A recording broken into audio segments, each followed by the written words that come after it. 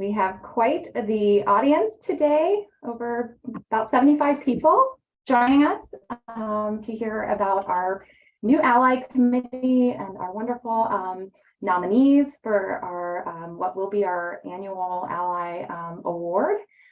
So if you're just joining us, again, if you could make sure you're on mute, keep your camera on if you're willing. We have quite the lineup here today.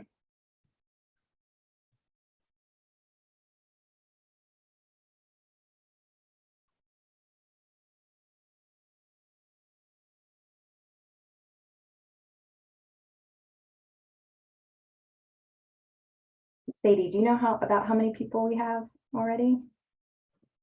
Looks like we have 40 currently. Okay, so we'll give it just another few minutes. My name is Millie Hurt. I'm actually Vice President of the National Women's Affordable Housing Network. While we're getting started, let's do a couple of just like roundabout introductions, some of the speakers and other participants here today. I'll start with a few of our board members and the wonderful Ashley Northcutt, our president. Say hello. We have Angie Truitt, our communications director, VP. She's waving up at the top. So any amazing things that you see coming out, that's thanks to her. We have Sadie Knott, and I don't see her on my screen, but there she is. Hi, Sadie. And yeah, so I think we'll give it just another minute. We want to go ahead and just, highlight our sponsors. Obviously, we could not do any of this without their support, ongoing support. So we won't leave this up, but I did want folks to see those companies and, that we really appreciate what how they've supported us last couple of years and getting all this up and running. So thanks to them. Ashley, did you have anything else to mention while we're? No, I think we're good. At the end, I'll share some Q1 events. I will highlight, I saw Julia Kircher jump on. She's also our national treasurer. She's on here as well. Okay, thank you, because I've got a whole thing, so many screens going on, as you guys can imagine. While we're, waiting, I think one of the things, we're talking about allyship today, and this is a part of the network initiative of National WAHN. Network being National Equity Together Takes Work. We can all want equity, but if we don't do something about it, then, we all have to be the squeaky wheel. We all have to be the person that's sort of accountable at the end of the day. And change only happens when we, put it out there and ask for it, right? And be allies. So I think this is very, it aligns well with everything that Network is about. And so we're super excited about launching the Ally Committee, and you're going to hear a lot more about that. And so I just want to also thank all of our speakers and participants today. This is very, very exciting. On that note, I wanted to just drop a couple of data points since we're, getting rolling here.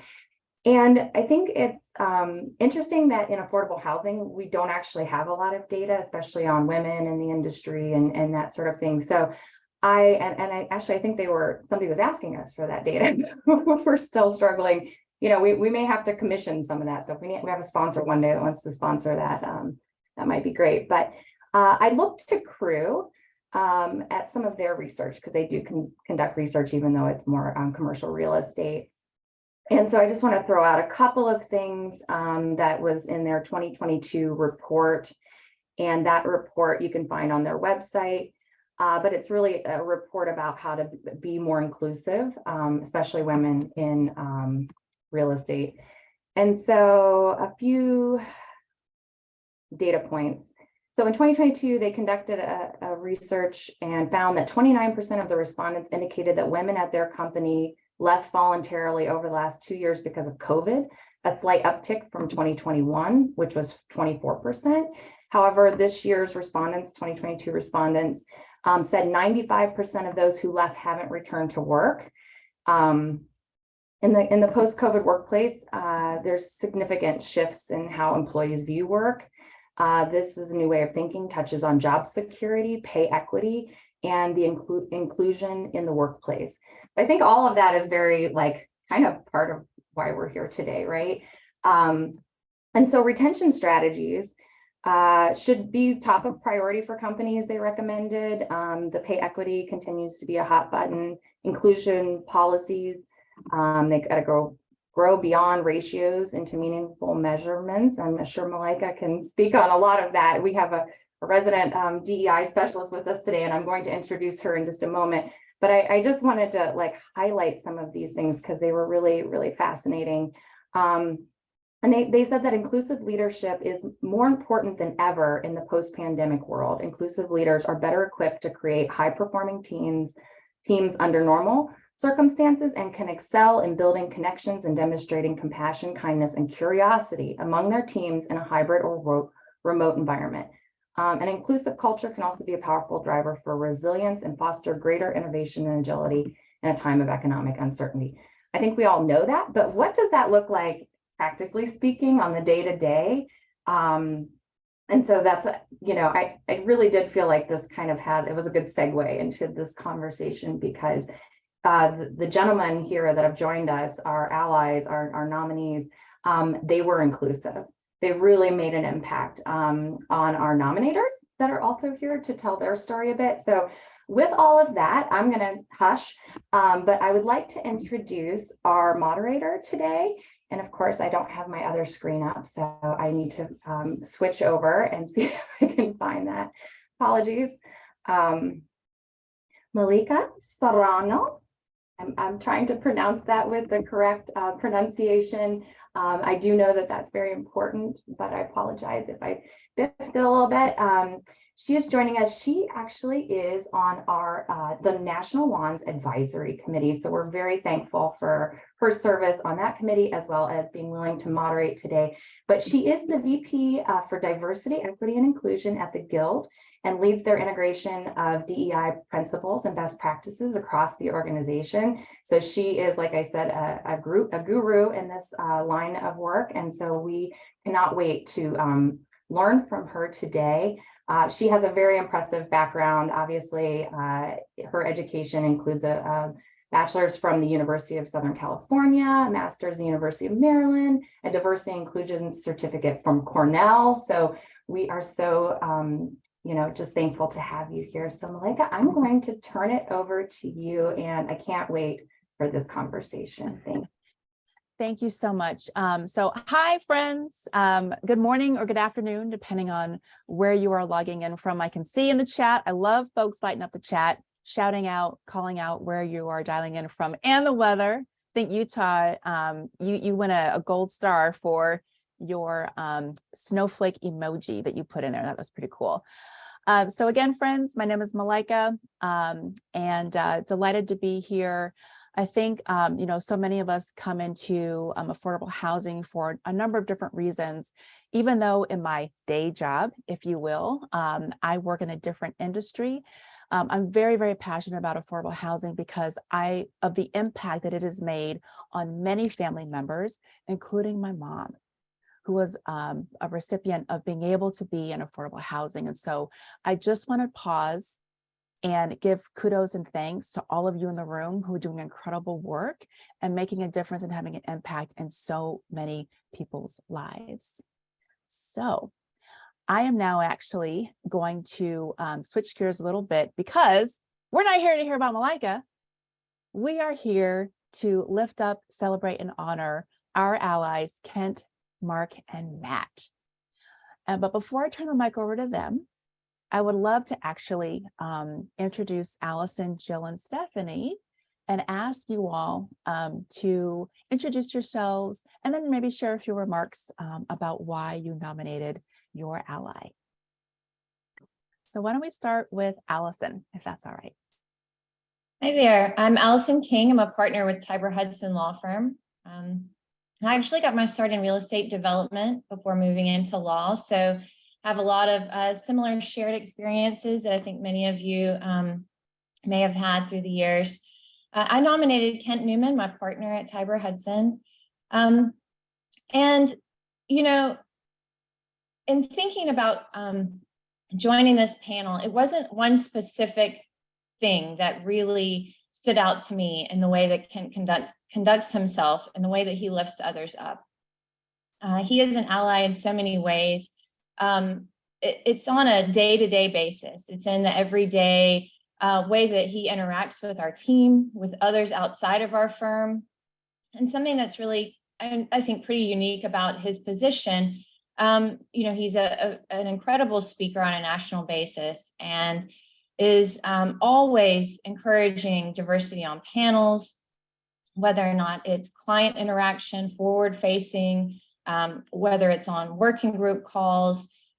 We're always including a diverse group and making sure that folks are represented, whether it's women, minorities, different ability levels. So it's not a one and done for Kent. It's something that he encourages throughout, every day and all interactions. I love that. Thank you so much, Allison. Jill, would you like to take a turn? Sure. Good afternoon, everybody here on the East Coast. Jill Cromartie. I am a consultant focusing on diversity, equity, and inclusion, state relations or state relationships, as well as development. I've been in real estate now for 20-something years. My degree was in commercial real estate. So that's, of course, an industry that's probably more male dominant than affordable housing. I have had the pleasure to work with Mark one-on-one at DCA, but he probably doesn't know this. I actually started following him closer to around 2012, maybe silently watching him. Exactly. I see your face, Mark. And I agree with what you said, Allison. It's what makes Mark an amazing ally is there's not just one opportunity or event that sticks out to me. It's a day in, day out consideration that he shows to people, not just women, but people in his network. And to me, he creates opportunities for women. He's always thinking about ways to promote me. He's often sent me job opportunities all around the country when I told him I was leaving DCA. And most recently, I was really honored and humbled when he asked me to speak in his stead at the Novogradac conference last week in Fort Lauderdale. That was a major honor for me, and I'm very grateful, eternally grateful and thankful for Mark.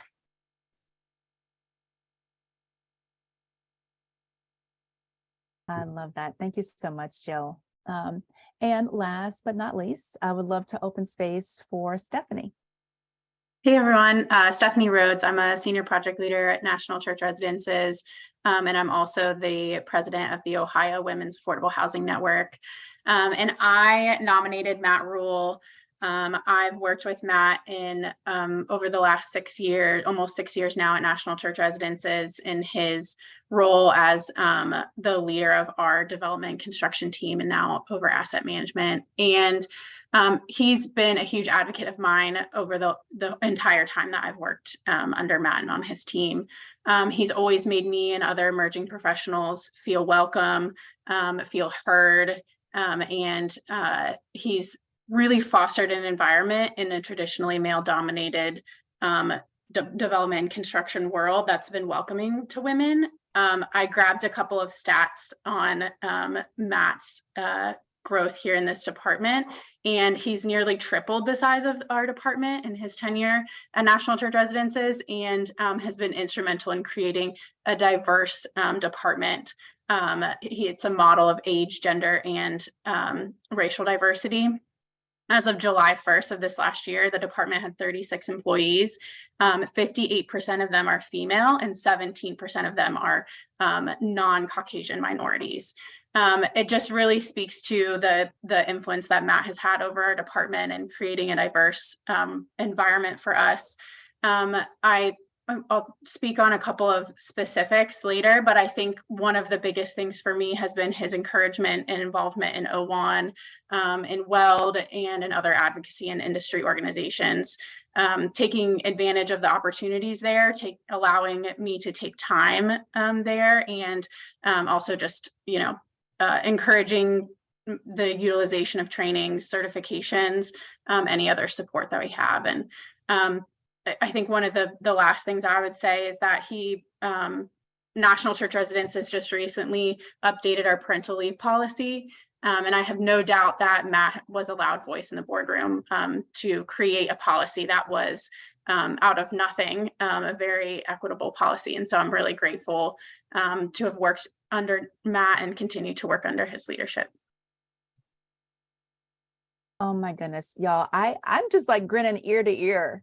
Just thank you so much, Allison, Jill, Stephanie, for shining on Kent and Mark and Matt.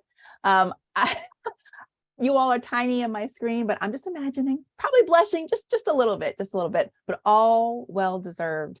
Some of the things, the pieces that I heard consistent throughout our nominees were leveraging networks, intentionality, consistency, being very inclusive for both seen and unseen diversity, advocating for professional development, as well as equitable policies. So kudos, if we can do a round of applause for our nominators. I thank you, and our nominees, who we're going to hear from actually right now.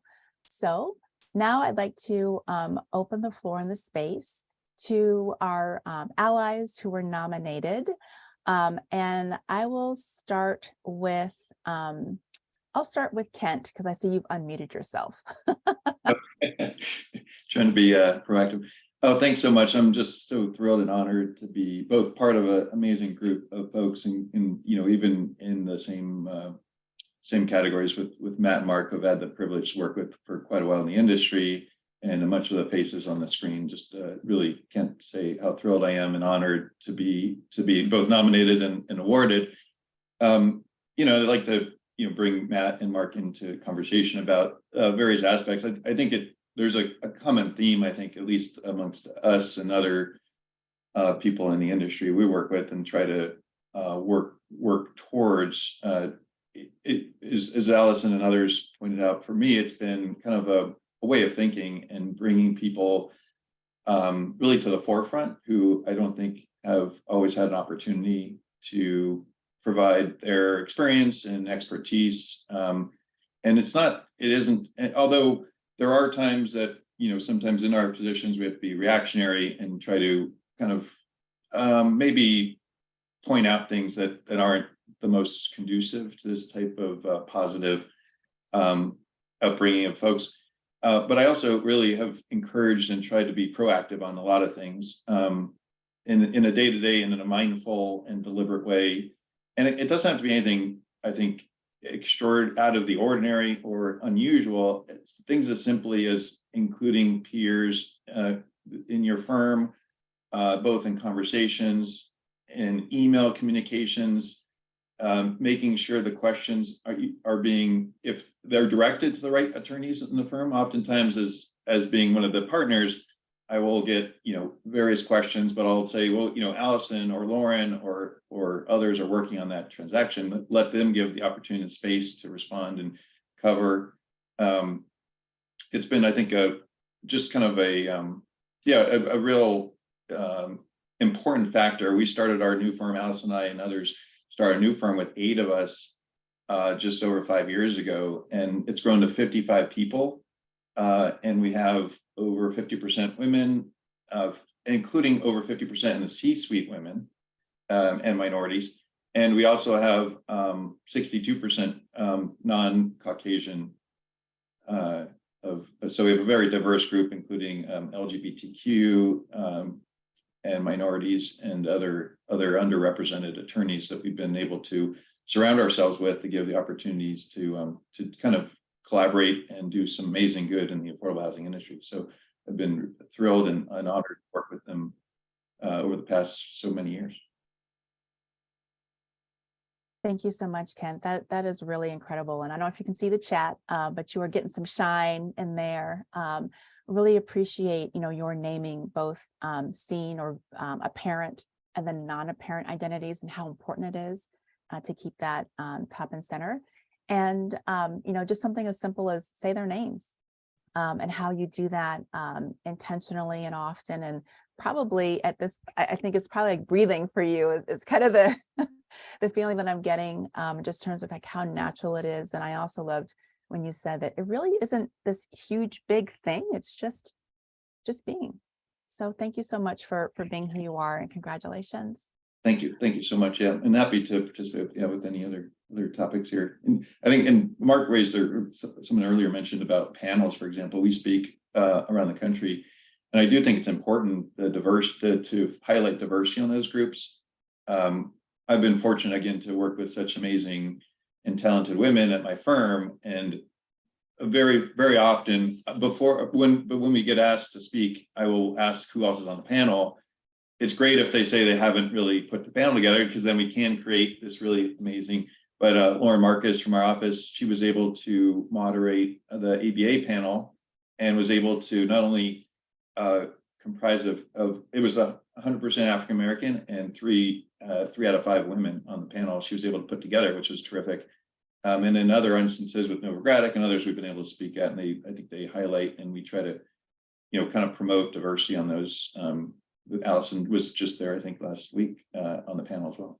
So really think those types of things are important. Things like events that we go to and host. I think we're not big fans of, I know people like enjoy golf, for example, and that might be a go-to type of event in the industry, but we try to bring a little bit more approachable, I'll say, events when we try to do things and host things. Including just even hiking in different cities or different conferences we're at, just gatherings that people can join, come in and out of, and just make it a little more approachable, so it doesn't have to be 4 hours at a relatively expensive and exclusive and somewhat limited type of outing. So we just try to take a little bit different mindset in those areas.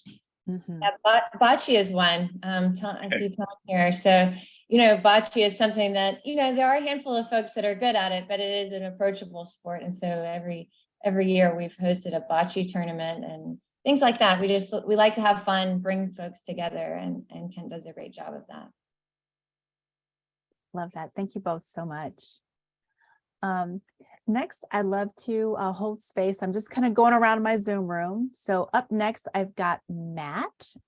Love to hear from you. Just kind of, what motivates you to act in the way that you do and lead so vulnerably? Yeah, thanks for the opportunity to be here. We were talking a couple of days ago, the panelists, and I think we all share, we'll all ask for a little bit of grace, because I know it all feels a little bit awkward. We're really privileged to be here. We're really excited about it. And admittedly, we're all a work in progress. So I don't think any of us, we've nailed it completely. So we're really interested to hear feedback from folks. I love the bocce idea, Allison. That's beautiful, but really great. It's good to hear feedback of, and we're excited about this being participatory. So, welcome folks' comments, but I've been blessed to work in this industry really my entire career, and for almost 20 years now, pursue a vocation that allows us to provide dignified housing to folks that are disenfranchised. And along the way, I've been really fortunate early in my career in the law firm setting, and then starting my development career when I moved over from wearing the legal hat, to have really dynamic female leaders that modeled for me inclusive professionalism. And we're really, I think one of the things that I've seen done so well, and Ken alluded to this before, and I've tried to emulate, is giving away valuable opportunities. I know Ken walks the walk. I've noticed how you see his face less frequently on panels, and many of his colleagues, he's given away those opportunities that are valuable. And I think that's something that is really important for us to do, those of us that are in leadership roles. And I think there's a really important distinction there between giving away opportunities and giving away opportunities of value. I think, you've heard it alluded to earlier, giving away that panel participation at AHF or at Nova Gradic, or something that is high capacity, high profile, is something we need to be intentional about as leaders, and not deceive ourselves that giving away an opportunity to go for us in the development world, represent someone in front of a entitlement board on a Tuesday night is an opportunity of value. That might be an important professional opportunity, but there's a differential there between those professional opportunities and opportunities that are high profile and build capacity. So that's something that I saw modeled really well for me early in my career, and I think been fortunate enough to be able to give some of those opportunities away and hopefully continue to do so. The other thing that just to touch on quickly that I think is really important is that, you know, we all with intentionality try to benchmark our efforts. You know, anything that we do in the business world, we're always saying, you know, it matters once you measure it, right? You've got to measure what matters, and then that you'll start to move the needle. And Millie mentioned this earlier. I think it's tough to find data that's relevant right now. So I'd be fascinated if WAHN can generate some of that or can engage and gather some of that data that all their members can start benchmarking against. But one of the things we do at National Church Residences is benchmark against ULI data. You know, granted, it's limited data sets, but, you know, the first slide we look at every year in our department meeting is what is the average female and minority membership in ULI, and then how are we doing as a department up against that data set. I pulled it up from our annual meeting just a month ago here in our department, and as a industry, the 2021 data for ULI, only 21% of the industry, or sorry, 26% of the industry was female. And I think that's an imperfect data set. We're obviously a niche industry of that subset of that, but we've got to find benchmarks and measure year over year. How are we improving and comparing against those benchmarks? And it's not to shame us if we're not there yet. It's simply to have something that we can look at and see the progress that we're making or the progress that we do need to make. Maybe the last thing I would say is I think that we need to recognize the rooms. All of us need to recognize who's present in the room and who's not present in the room. And if I'm in the room with a set of folks that underrepresent, whether it's minorities or whether it's females, or whether it's someone of a certain socioeconomic class, we've got to realize who's not present in the room and raise our voices in support of that. So Stephanie, you know, mentioned the maternity leave policies that we were struggling with as an organization. A lot of times we had to look around the room and say, hey, who's sitting here and who's not sitting in this room? And if they're not in this room, how can I give away my voice or represent that underrepresented group in the room? That's tough to do. That's really a challenge to do. And I think the onus is upon us that are in those conversations to look around the table and say, who's underrepresented here and how can I advocate and speak out for them? We all do it really well, I think. And there's a part of it in this industry that comes really naturally, right? We're representing impoverished folks that aren't at the table when we go to the State Housing Finance Agency and discuss a policy a lot of the times, right? You don't have a lot of times a tenant advocacy group sitting next to you. You don't have the residents that we serve sitting next to you, but we know how to represent. And I think it comes naturally to a lot of us on this call, how to represent and advocate for folks that aren't in the room. We do it every day in the affordable housing industry. And I think around gender, that's really important to recognize and to do the same, just like we do for the residents that we serve day in and day out. So. That is fantastic. I'm glad I was muted, Matt, because over here in Atlanta, Georgia, you got the amen corner going on. Lots of head nods, lots of snaps, lots of smiles all around the Zoom room. Stephanie, curious if anything that Matt said just like sparked kind of like an immediate reaction to you. And then I will, after we hear from you, I'll pass it along to Mark. Can't wait to get to you. I really, something that resonated me was providing opportunities of value and giving away opportunities of value, right? Because every time that Matt is asked to speak on a panel and gives that opportunity to somebody else, he is giving something away, right? So, you know, taking that opportunity and stepping aside and letting other folks take advantage of that. And then he also mentioned having things modeled to him. And I get that every day with other colleagues and my boss in particular, Amy Rosenthal, and being able to take that and continue it on in the way that you lead, I think is really important too.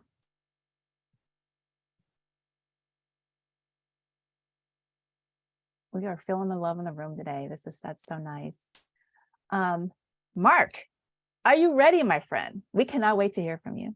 Well, I hope so. I've done a lot of reflecting on the question that you asked the previous speakers, what what motivates them. And I don't know that I'm really sure of it, but I thought back to when I was a kid. I remember, I have a terrible memory, but this is one of the things that stuck out was my mom telling that I can't operate because he's my son riddle thing that reveals, you know, the sexism. And I just remember being like, oh, wow, I can't believe I didn't get that. And if you haven't heard that before, you need to look it up. It's really good. And then my dad telling a story of right as the civil rights movement was getting started, he had this scholarship, and some other students went to the administrators of it and argued to desegregate it. And he tells that, though, embarrassed. And the reason he was embarrassed is because none of them thought to say it also ought to be open to women. And so it's like, he's just to this day frustrated with himself, even though he was in some ways at the vanguard. And so that's really caused me to think, well, you know, what's the counterpart to that now? What are we missing out on now? And so I don't have a lot of the numbers and statistics of some of the others, because for most of my career, my team has consisted of me, myself, and I haven't really been in charge of large groups very often. And also it is just kind of tough to be a little braggy is what it feels like. But I mean, that is sort of the point of today, is to share, you know, things that we've done. So I'm kind of having to get over that. But yeah, so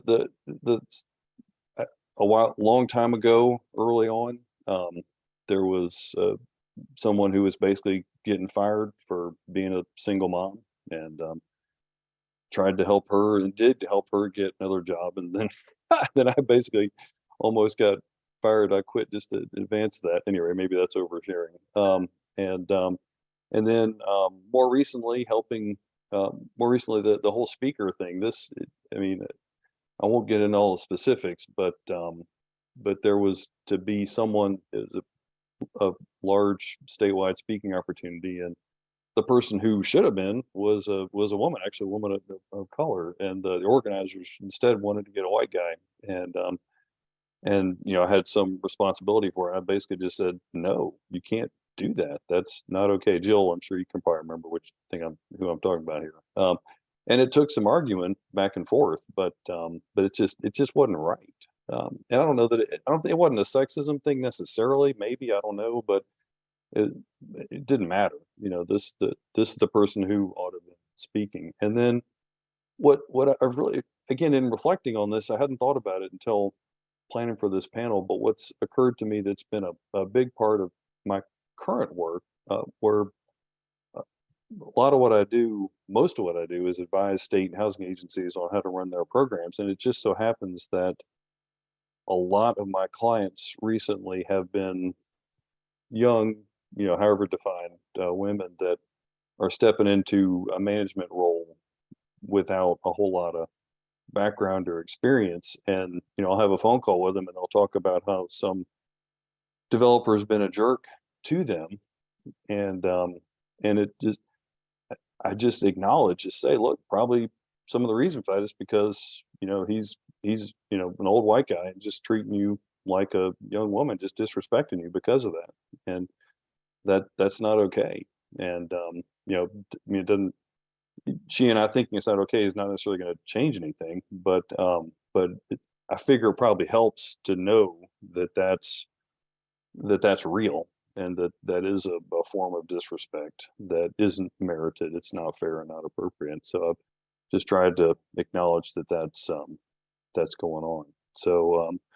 So anyway, those are my thoughts. Not as well organized or prepared as probably should be. But yes, happy to take any questions or share any other perspectives. Malika, can I jump in for a second? So when I was thinking about this panel, I Googled what is an ally in diversity, and it says an ally is someone who is not a member of an unrepresented group who is active and purposeful in supporting, promoting, and advancing real change to a marginalized group. And I think that's what we see here today. I agree with the sentiments that we have to start tracking the numbers. If we don't start collecting the data, we'll never know if we're moving the needle. And that's not just, women in positions, it's women in all positions, not just, of course, some of the lower positions that are more readily available to us in the industry. It's hard to separate this topic for me with all the other diversity, equity, and inclusion stuff that we talk about in the mainstream. And so to me, it makes me think of unconscious bias. And we all have it. I'm very guilty of it. Many of you have heard me talk about it at other panels where for a while, my 3 closest confidants at DCA were light-skinned Black women. And I'm sure it was great for them to have the opportunity, but we're all guilty of unconscious bias. And so I really feel like some of the first steps for us in normalizing and equalizing and making things more equitable is an internal assessment of our thoughts and our beliefs. And they're unconscious for a reason. If they were conscious, we would probably be able to eradicate them a little bit better. And even kudos to Millie for even attempting to pronounce Malika's last name. That matters when you have a difficult last name. And so for everybody in the room, when you want to be an ally, make the effort. And I really respect that, Millie.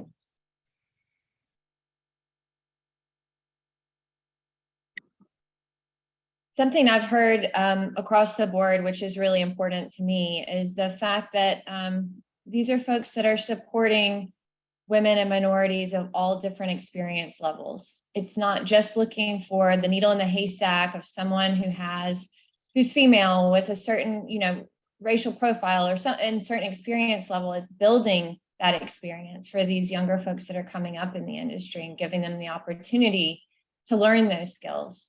And that's how we're going to have, more people to fill in these important roles. And if we continue to get opportunities of value, it's then incumbent upon us to be ready for those opportunities. I love that. Jill and Allison, I think that you all may be teeing up perhaps the next session. Like, all right, let's get ready. Let's jump on those opportunities. I'd love to see if any of our colleagues in the room have questions, thoughts, reflections to anything that they've heard shared so far. And feel free to either unmute yourself or drop a question or a comment in the chat. I was going to say to Mark's point about pointing out, it means a lot when it comes from a man, because sometimes it's easier to fall into the, okay, I guess this is how it's going to go in this situation, especially when all women feel more comfortable talking to each other about it. But when you have a man that validates, like, that is not okay what just happened, that's a large motivator to continue on. And then you have a whole new normal. So then when something like that does happen, it's no longer normal to you. And then you have the courage to stand up. I was going to say that the validation thing is it's key, because I think as women, we're kind of like told, like, you're being overly emotional, or you're taking it too far, or, you're just too much. Right. So when, a situation happens, maybe not the greatest situation, having somebody say, no, that wasn't right, just like Ashley said, is just like, wow, I am not crazy. I am not too much. I am not overly emotional. That was disrespectful. That was inappropriate and uncalled for. And so thank you, Mark. That's so powerful. Thank you. And yeah, I agree 100%, Mark. you know, and I'm not necessarily one to blast someone on a group call, which we've seen things happen like that. And I've done it on occasion, which is unfortunate, but I also take the time to call someone afterwards and, you know, walk them through, because like you were talking about Jill, they may not even recognize that how it comes off on these calls with, you know, 50, 60 people, but I think it's important that they understand, like, you know, certain things that may not be appropriate or they didn't appreciate at the time. So we try to be mindful of that. I even write notes down on calls when I hear things that I think are not, you know, may or may not have been intended that way, but to call someone back and follow up on that. I think that's important to at least give them a different perspective and how it came out from me, right? Like I want them to know that it's not just people that you know, they think may have other agendas, but I'm actually think it wasn't appropriate. So we do have a question in the chat. Does anyone have any suggestions on how to find a mentor? And I guess that would kind of lead me into a question.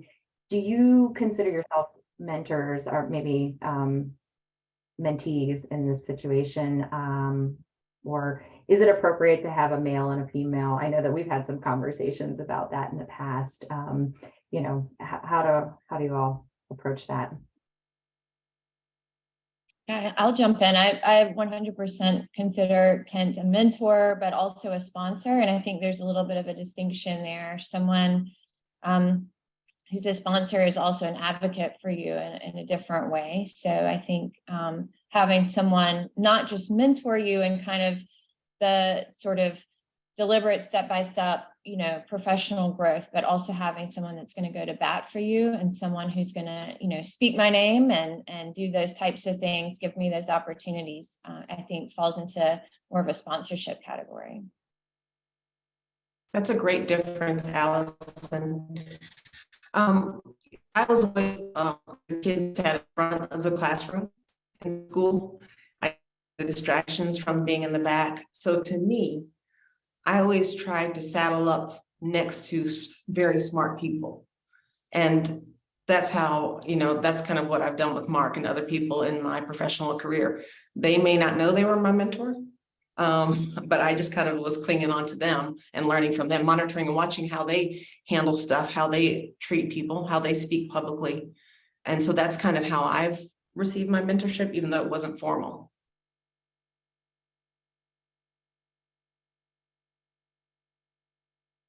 So we had another question in here. We'd love to hear about from the nominators. How do you locate the support you have found in your nominees in your places of employment? Of course, if we're lucky when we stumble into these relationships, but what if they're not readily apparent? I guess, yeah, how do you spot an ally?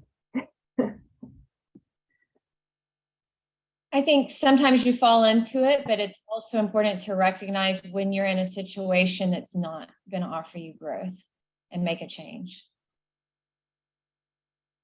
I have to say amen, Allison. I know several women this last year in very top positions that made changes because if there's no readily apparent mentor, sponsor, especially when it comes to discrimination where you currently are, there's plenty of places out there that have plenty of people that would support that. So keep that in mind. I think I was very lucky to fall into a place where there were lots of mentors. I started off as an intern, and I think there's something inherent about an organization who's willing to take on an intern. There's, as someone who's now gone into a role of helping out interns come up, it's honestly more give than it is that you get from them sometimes. And you're teaching them and you're taking the time to teach them not just the sort of hard skills of the industry, but also the soft skills of becoming a professional. And so I think there's just something inherent about someone who's willing to take on an intern. And I've found that both in Matt and in Amy, my boss. And the other thing I'll do is give a plug for WAHN and for the state chapters, specifically OWAN. That's one thing we've heard from all of our members is mentorship, mentorship, mentorship. And so we're looking for that opportunity, hopefully coming soon.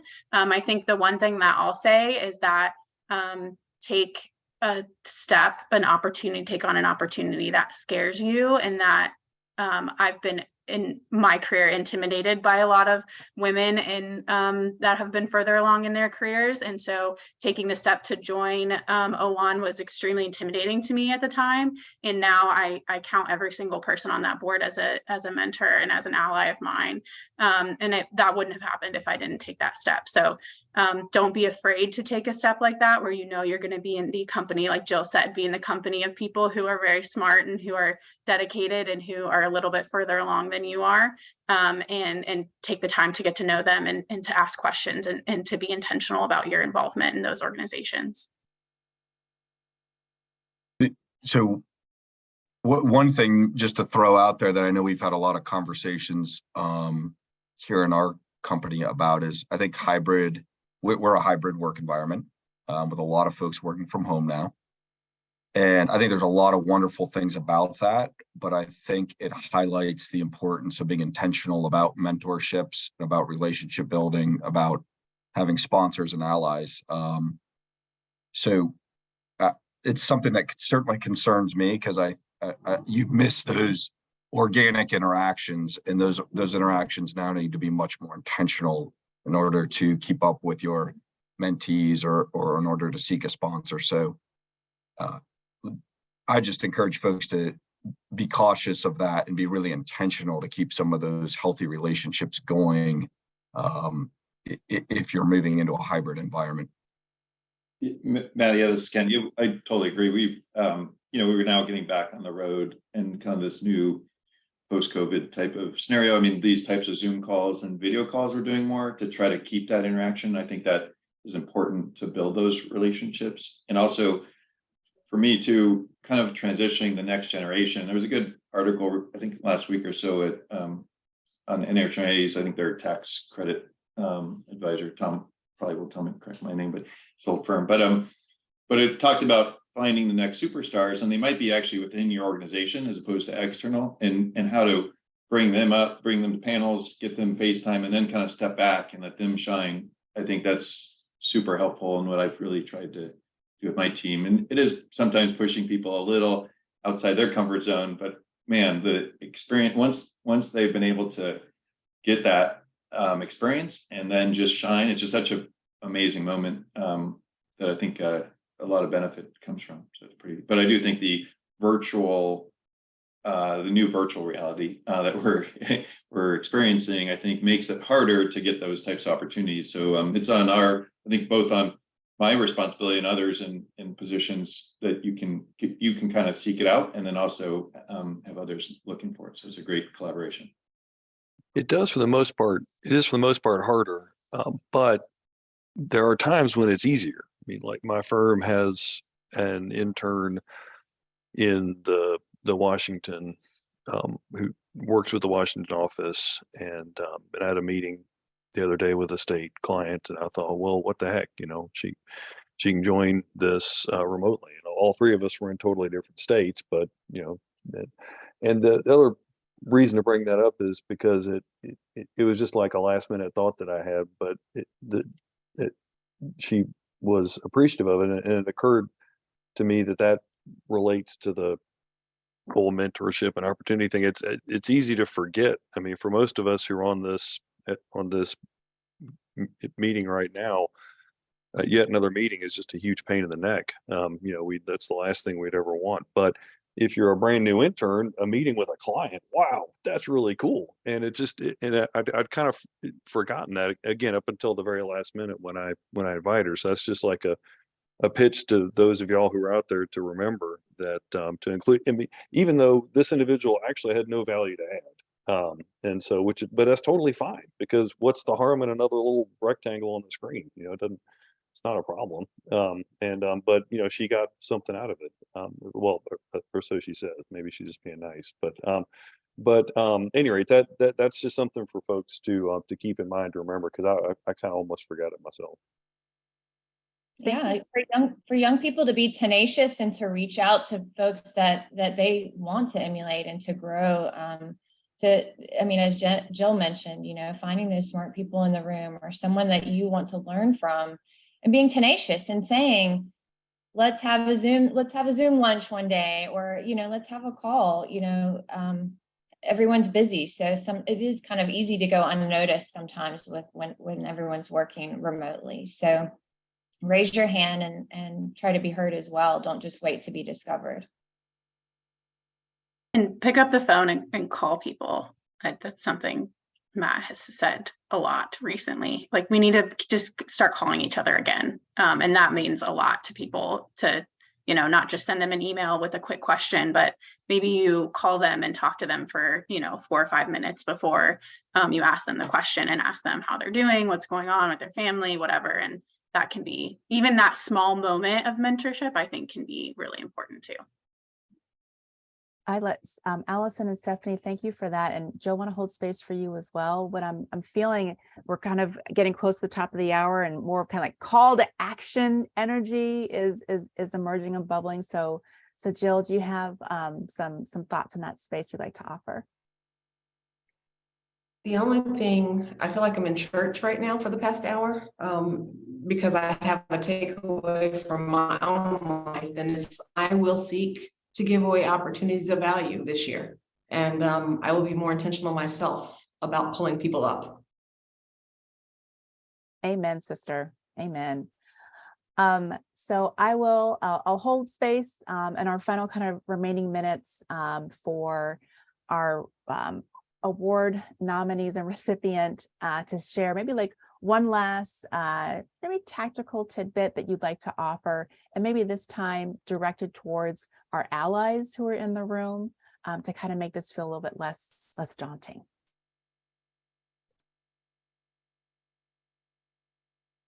And I will call on Matt to kick us off.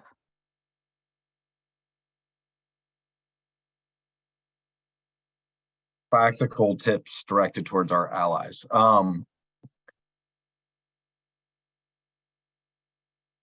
Gosh, I would just go back to the it's in the little things. It's great to have the big stories, and there will be those opportunities as an ally, but I think it really is in the mundane, it's in the day-to-day. So are you, and one thing that I've got it up on my whiteboard right now, so I'll share a good practical tip for me, has been, I call it a productive action list because it sounds better than homework, but it really is tracking a little, 4 things I'm trying to do every week that hopefully are leading as a leading servant and in giving away opportunities. So I think what my practical tip would be: write them down, track them, put them in a place you're going to look every day. And they can be simple things that you encounter every day, like writing a handwritten note or calling someone or giving away a speaking opportunity, but actually write them down, simple things, and track your progress. So.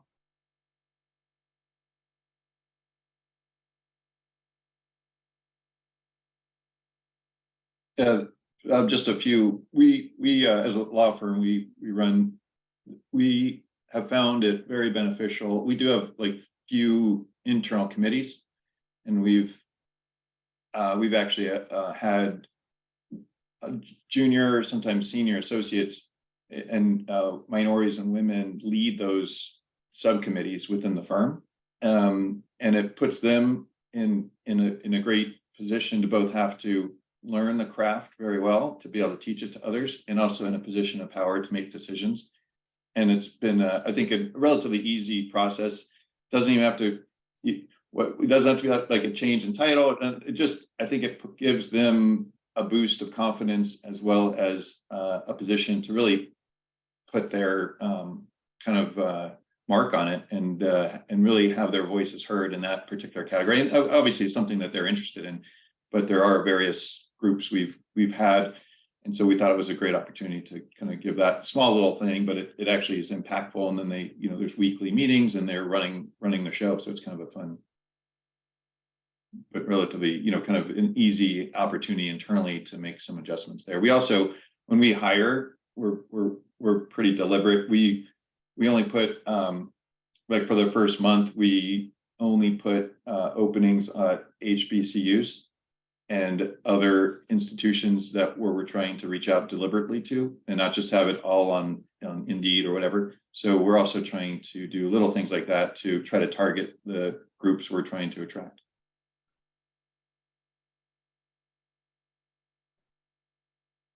Mark, close us out.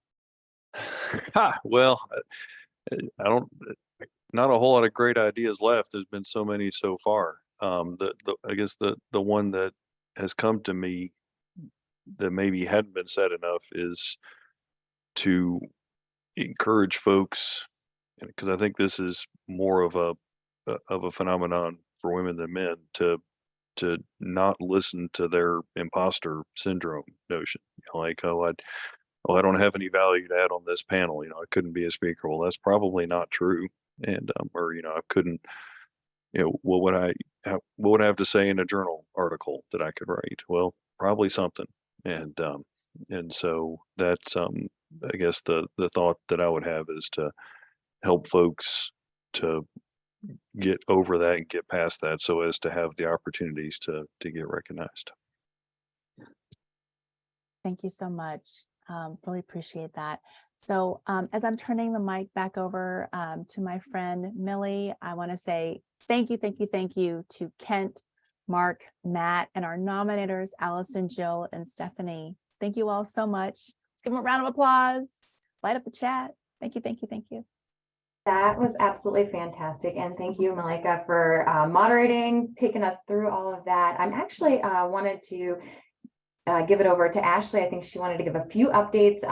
Got 3 minutes here, so if you could stick around and hear that. Ashley, you're on. All right, I can talk really fast too. Thank you all so much. That was great. That was moving. Malika, the energy you bring is very welcomed.